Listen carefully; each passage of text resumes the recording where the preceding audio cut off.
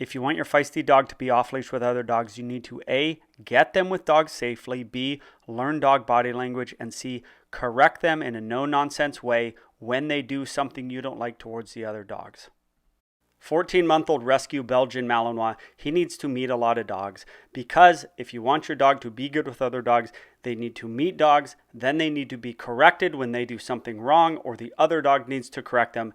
That's the formula. So we start with the nicest dog, super nice female. Why a female? Because he's a male. They tend to do better that way rather than Prince coming out as the first dog, intact, big male. It doesn't always go great. Sometimes intact males or non-intact males, they're best buddies. Sometimes they're not. So I love this right here. And I told him, I said, perfect. That's like what Prince does, right? He does that play bow to kind of say, I'm not a threat, which is awesome for this guy. You can see, read my lips. I say, perfect. Meeting another female. Prince is not always the first dog for these dogs to meet. He needs to warm up a little bit. Another female, looks good. Another play bow. So at this point, and a lip lick, at this point, I'm like, this guy's awesome. Now, these are females, okay? But this guy's awesome. And so he has earned his way off the leash. He has shown us how good he is and continues to look good. So he gets off leash, no muzzle. The leash is used for safety. You should use a leash for safety. You should use, I did fences first, then leashes. Oh my goodness. Jumps right on her back, but that's okay. It was still very playful if you saw that. Now he's going to meet Prince in a minute. Now the thing with Malinois though is they can kind of be big fakers. Like they're like, oh, I'm perfect. Oh, I love you. I'm play bowing. And then not like switch, but then like go into like dominance or prey drive.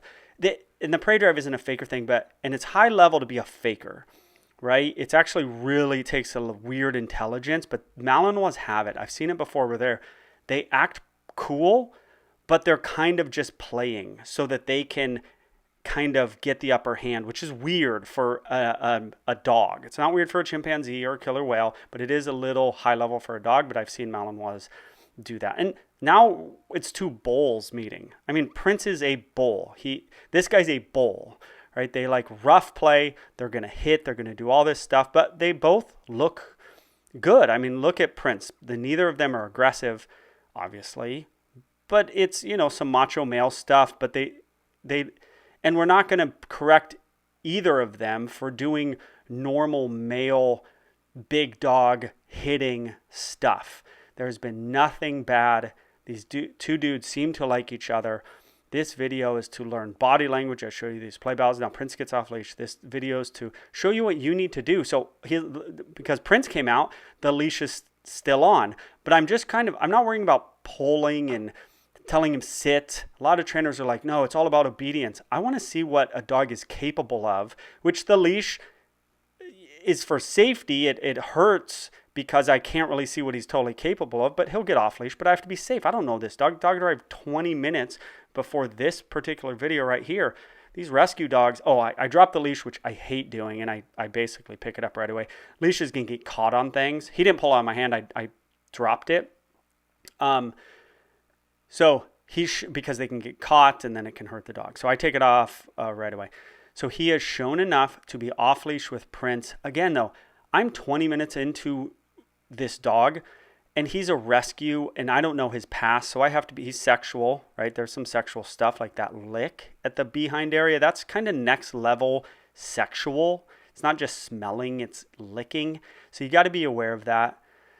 And then you're going to see kind of not greatness coming up. And that's where and I've seen it before with these Malinois, they're like next level dogs. I mean, the intelligence and the sort of understanding of hierarchies and stuff, but they're generally like awesome with people. So awesome with their owners. Like they don't bite people a lot unless they're trained to, but they always have some dog issues. Like they're not a dog to just get and then be like, oh yeah, I want to go to the dog park and have my Malinois be perfect. Like he's not. He's going to have, or she is going to have problems. It's not going to be that doodle there.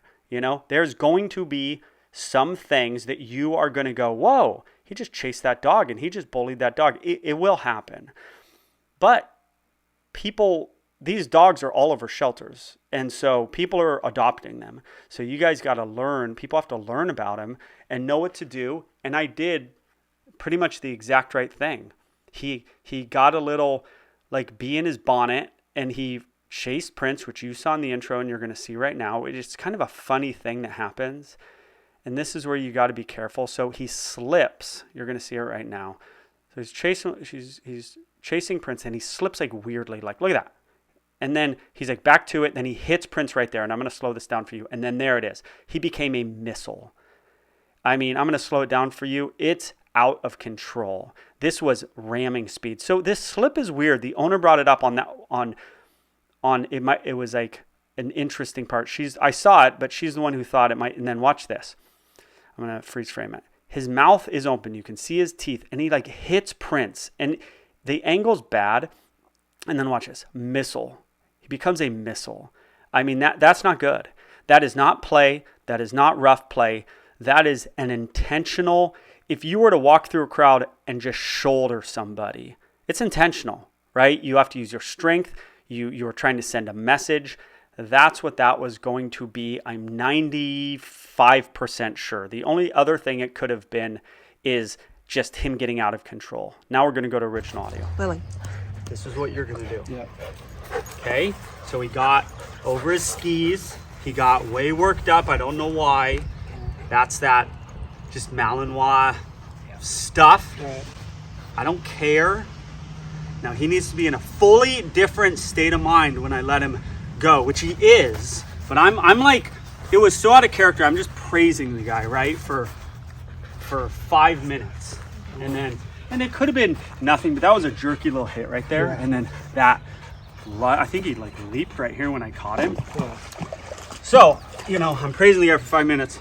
And it could be not a big deal. It could have just been coming in hot. Yeah. If you're a current dog trainer and wants to improve their skills and their business savvy and have a helper dog, or if you want to become a dog trainer, I'm now offering the Beckman coaching program. You're going to learn how to raise and use a helper dog, how to use a facility, learn about operant conditioning, classical conditioning, social media.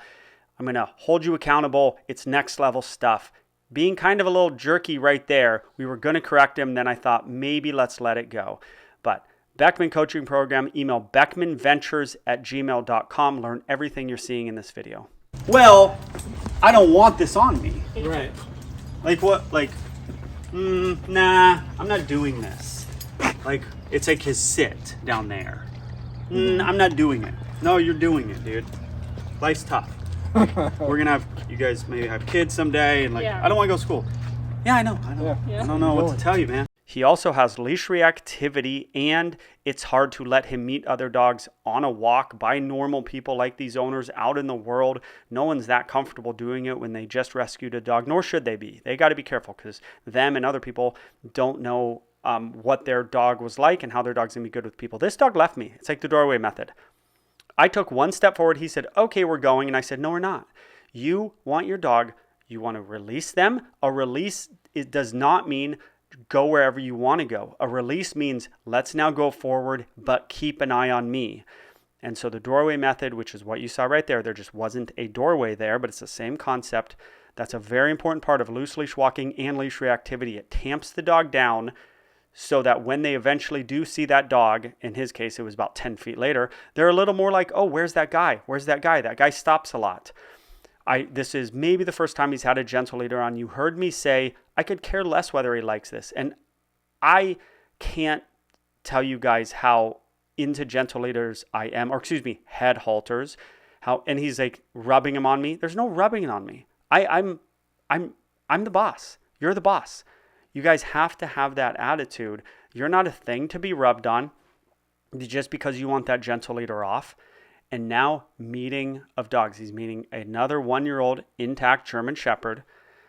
Or he's not going to meet this one. He's going to meet a Cane Corso in a minute. But the owner has to learn how to pass. So he's got to do a sit in order to meet a dog. Then I don't think we did a meeting here, but he's got to sit down, learn to sit. He shouldn't be rubbing his nose on his owner. Owner's got to flip that leash. I think I told him it needs to be on the same side as you whenever they're wearing a head halter. But the attitude of the head halter, when the dogs don't like it, we don't care whether the dogs like it. Dogs also want to freak out on other dogs. Dogs also want to pull you down the street. They want to do a lot of things that aren't okay. It's character building for your dog to deal with something like a gentle leader on and submit to a gentle leader. If they can't submit to a gentle leader, they can't submit to you. And not to say your dog has to always submit to you, but if your dog's lunging at other dogs, attacking other dogs, or over all their nonsense, like anything that they say, I don't want to do, no, you're doing it. If your dog's just kind of sitting there looking at you and they understand a bed behavior, which is like go to a place and you say bed and they go, no. If your dog's attacking dogs, that there's no no's. Your dog refusing to do anything that you ask that is reasonable, there are no no's. I realize this sounds hardcore. Your dog is the one, or not you guys listening, but if your dog is attacking dogs, there are no no's. I don't know how else to say it. I know it sounds hardcore. Your dog's attacking other dogs. Your dog's freaking out on the leash. Your dog's biting people. They do what they want to do. They have to learn that when I say, go to your bed, that you're going to end up at your bed. Then they start to go, oh, that guy actually means what he says. So then you go, hey, when they're about to attack a dog, they go, oh, that's the guy who follows up. That's the guy who means what he says and says what he means. I'm not going to attack that dog. They're not two different things. Your dog jumping on you when you get home and you saying, giving them a little knee and get off me, and you walking in the house like you own the place because you do own the place, and them not launching themselves at you, that's the same as your dog attacking another dog. You're the guy or the girl that your dog does not mess around. Make sense? Cane Corso, a little over a year, intact. These two are great together. So basically, I told this owner, let this guy meet other dogs. We had that one thing with Prince, but we've seen nothing else but goodness. And if you want a dog to be good with other dogs, he's got to get with other dogs. This can't just be basic obedience and keep them away from other dogs. That's why people bring their dogs to me. 80% of my sessions are just like, I need my dog I need to see how my dog is around other dogs. And a lot of them end up like this. So he now knows, dog like Prince, your dog may take a shot at him. Younger dog like this, intact, the dog loves. The German Shepherd, intact, this dog was good with, although he didn't meet. Some medium-sized females, this dog was good with. Right, a little stiff right there, but it's nothing. He's good. But an adult male like Prince, who was a little bossy to him, a little dominant over him, he said, I don't think so. Then I said, no, that's not the way this works. And this owner needs to say, if this dog ever does anything uncool to a dog, he grabs him, sit him down, and this Malinois will go, okay, I'm sorry. And he may do it again, but he may not do it again. And that's the key for these people, for a lot of people at home, is to let your good dog, and I'm not talking about aggressive dogs or attacking dogs. Don't let them meet other dogs. You need to use muzzles. We need more time. But a dog like this, he can meet other dogs, but he just needs to be told you can't do that. Subscribe to the channel.